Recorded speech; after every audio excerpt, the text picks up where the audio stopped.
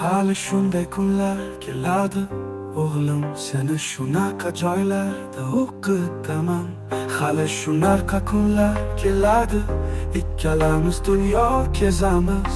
Men hozir tunu kun harakatdaman, har bir qilayotgan ishim, har bir bosayotgan qadamim sening kelajaging uchun, xuddi men uchun dadam poydevor qo'yganlaridek sening kelajakda baxtli hayot kechirishing, hech kimdan kam bo'lmasliging uchun harakatdaman.